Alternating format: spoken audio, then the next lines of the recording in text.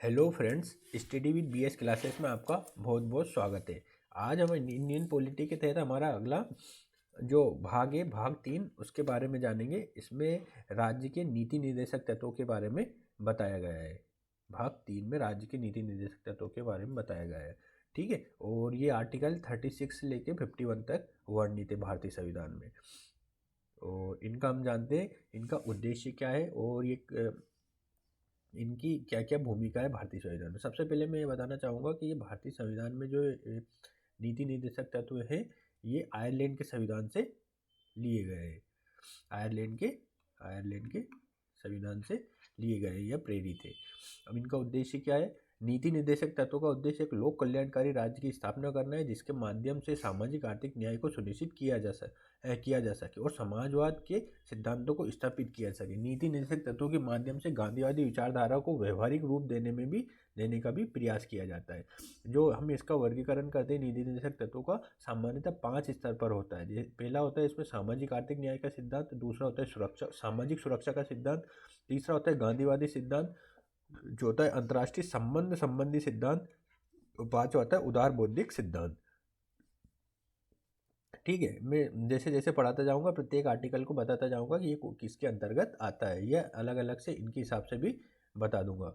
ठीक है, तो हम इसमें मैंने जैसे बताया 36 से लेकर 51 तक इसमें आर्टिकल है। तो 36 में तो सिंपल राज्य की परिभाषा दी गई है। राज्य की परिभाषा वही परिभाषा है जो आर्टिकल 12 में लिखी हुई है ना। आर्टिकल 12 जब मैंने जो मूल अधिकार फंडामेंटल राइट्स पढ़ाए थे, तो आर्टिकल 12 में जो परिभाषा थी राज्य की, वही इसमें परिभाषा है। नीति निर्देश आर्टिकल 37 में क्या लिखा है? आर्टिकल 37 में दिया है नीति निर्देशक तो वाद योग्य नहीं है। वाद योग्य नहीं है, इसका तात्पर्य ये है कि इनके प्रवर्तन के लिए हम न्यायालय नहीं जा सकते। ठीक है, और जबकि फंडामेंटल राइट्स वाद योग्य है ना। इनको पढ़ते वक्त कुछ चीज़ें ऐसी भी आपको पता चल जाएगी जो मूल अधिकारों से हमें भिन्नता प्रदान करेगी। तो यहाँ आपको मूल अधिकार और नीति निर्देशक तत्वों में अंतर भी स्पष्ट होता जाएगा।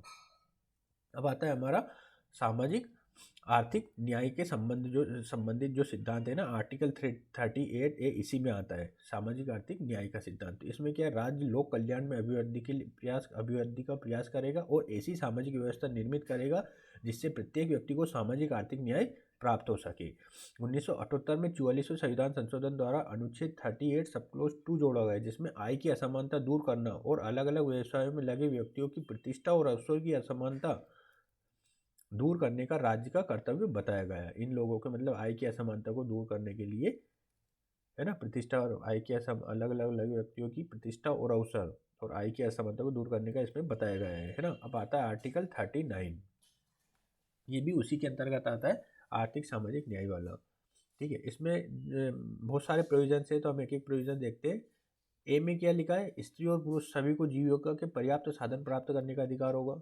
बी में क्या लिखा है? समुदाय की भौतिक संपदा के स्वामित्व और नियंत्रण को इस प्रकार वितरित किया जाएगा कि सामूहिक हित सुनिश्चित हो सके। ठीक है, भौतिक संपदा और के स्वामित्व और नियंत्रण को। सी में क्या लिखा हुआ है? अर्थव्यवस्था का विकास इस प्रकार किया जाएगा कि धन और संपदा का सर्वसाधारण के अहित में संकेंद्रण न हो पाए, है ना, धन अहित में संकेंद्रण न हो पाए। डी में क्या लिखा है? स्त्री और पुरुष दोनों के समान कार्य के लिए समान वेतन दिया जाएगा, है ना। स्त्री और पुरुष के लिए अगर एक समान कार्य कर रहे हैं तो राज्य ऐसा प्रयास करेगा कि उन्हें समान वेतन दिया जाए।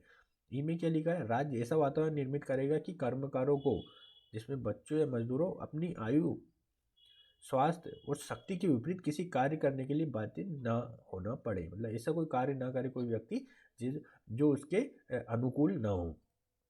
ठीक है, एफ में क्या लिखा है? राज्य बालकों के स्वतंत्र और गरिमामय वातावरण में स्वस्थ विकास की परिस्थितियां निर्मित करेगा, है ना।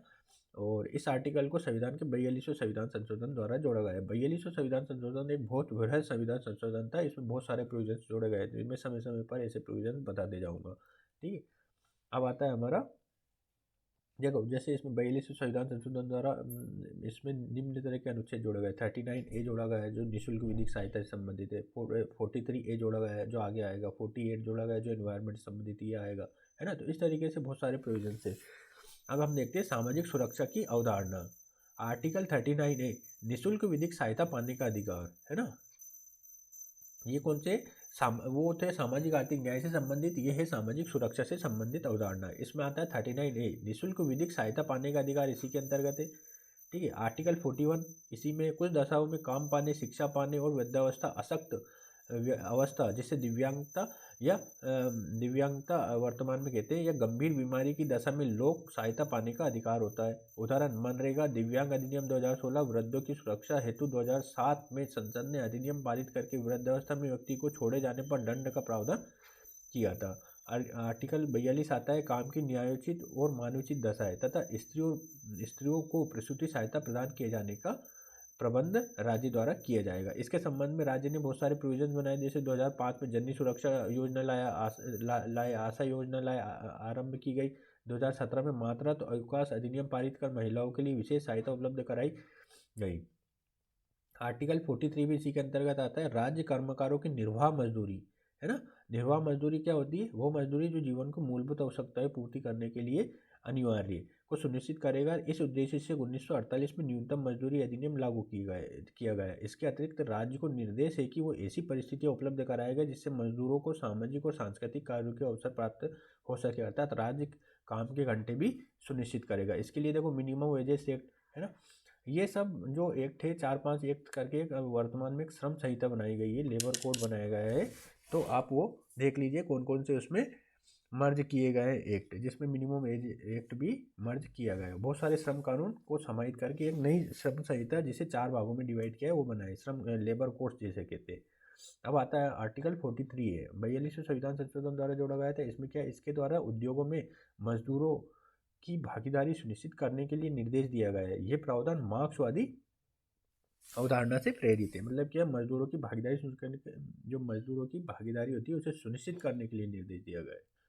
अब आता है आर्टिकल 47। आर्टिकल 47, राज्य बेहतर पोषण को सुनिश्चित करेगा और लोक स्वास्थ्य में सुधार के लिए प्रयास करेगा। ये भी जो उसी में मैंने बताया था न्याय जो आता है ना, सामाजिक न्याय से संबंधित प्रोविजंस के अंतर्गत आता है। इसके 2 सब क्लोज है, वो एक और गांधीवादी सिद्धांत में आता है ना। तो अब हम आएंगे गांधीवादी सिद्धांत। गांधीवादी सिद्धांत में एक तो सबसे पहले पंचायतों का गठन आर्टिकल 40 के तहत, है ना। ये मैं डिटेल में बताऊंगा जब पंचायतें पढ़ेंगे। पंचायतों का गठन राज्य का कर्तव्य होगा आर्टिकल 40 के तहत, है ना। इसके तहत 73वां संविधान संशोधन भी किया गया है, जिस पंचायतों को संवैधानिक दर्जा प्रदान किया गया है। आर्टिकल 43 आता है, कुटीर उद्योगों को सहकारी आधार पर विकास किया जाएगा। सहकारी आधार पर, है ना, सहकारी आधार आएगा कुटीर उद्योगों को, तो गांधीवादी सिद्धांत कहलाएगा। 43B जो 97वें संविधान संशोधन द्वारा जोड़ा गया 2011 में, जिसमें सहकारी समिति के विकास को कार्य करने के लिए राज्य को निर्देश दिया गया है, सहकारी समितियों को बढ़ावा देने के लिए। ठीक है। आर्टिकल 46, राज्य अनुसूचित जाति जनजाति और अन्य पिछड़े वर्गों को शिक्षा और आर्थिक विकास के लिए प्रयास करेगा। आर्टिकल 47, ठीक है, जो ऊपर मैंने अभी बताया था, नशीले पदार्थों के सेवन पर प्रतिबंध लगाना और राज्य का उत्तरदायित्व होगा। आर्टिकल 48, ये गांधीवादी सिद्धांत में आता है, ये भी गांधीवादी सिद्धांत में आता है ना, ये सब गांधीवादी सिद्धांत ही चल रहे हैं। इसमें क्या लिखा है? गाय, बछड़ों और दुधारू पशुओं के वध पर राज्य प्रतिबंध लगाएगा।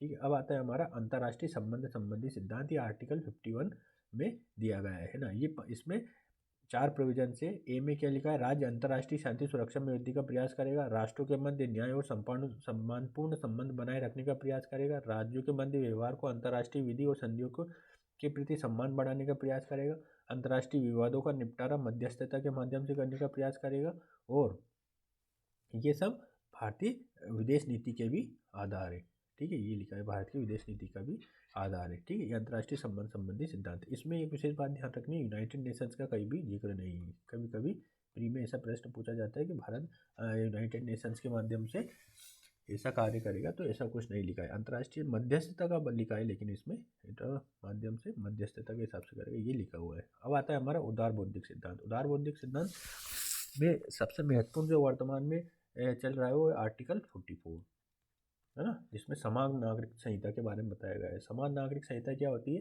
कि जो बहुत सारे भारत में धर्म, जाति और वंश वगैरह जो भी लोग रहते हैं उन सब के लिए एक नागरिक संहिता है ना, जिसमें बहुत सारे जो नागरिक कार्य होते हैं, जैसे शादी होती है और अन्य तरह के उपबंध होते हैं ना, जैसे बहुत सारे संस्कार वगैरह भी होते हैं बौद्ध धर्मों में ना, हिंदू, मुस्लिम, जैन, इस तरह।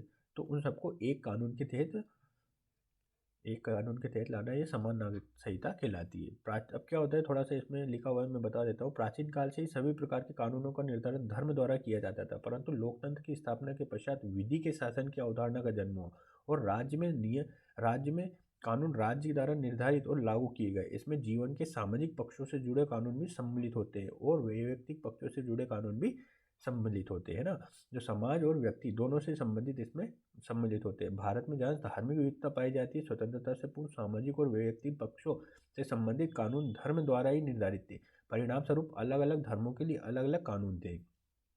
ब्रिटिश काल में सामाजिक पक्षों के कानूनों को संहिताबद्ध कर दिया गया और भारतीय दंड संहिता का निर्माण किया गया, परंतु वैयक्तिक कानून जो पर्सनल लॉस होते हैं को धर्म के अनुसार ही क्रियान्वित करने के लिए छोड़ दिया गया है। जो पहले आईपीसी थी, अभी चेंज कर दिया गया है इसको भी।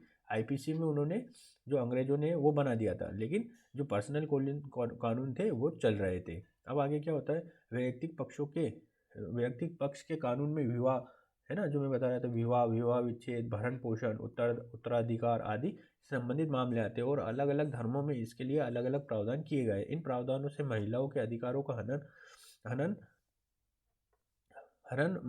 बड़ी मात्रा में होता है और उनके अधिकारों को सुरक्षित करने के लिए कानून धर्म के अनुसार न होकर राज्य द्वारा निर्मित होना चाहिए। मतलब जैसे जो पर्सनल लॉ है उसमें बहुत सारे ऐसी बंद रहते हैं जिससे महिलाओं के अधिकारों का हनन होता है, इसलिए एक समान सिविल नागरिक संहिता की मांग बढ़ रही है।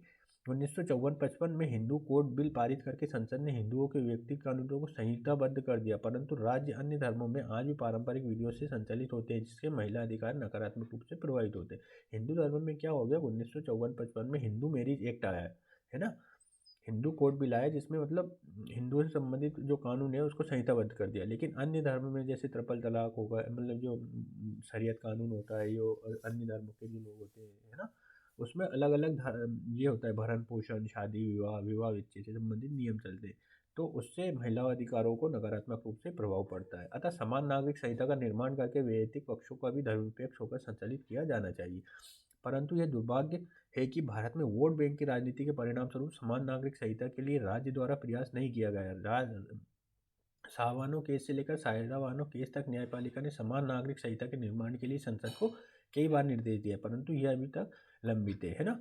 अभी ये चल रही है, काफ़ी तेज प्रोसेस चल रही है। अब देखो कभी भी इस पर ऐसा आ सकता है, या तो लोकसभा चुनाव के पहले भी घोषित हो सकता है, देखो कुछ भी कहा नहीं जा सकता।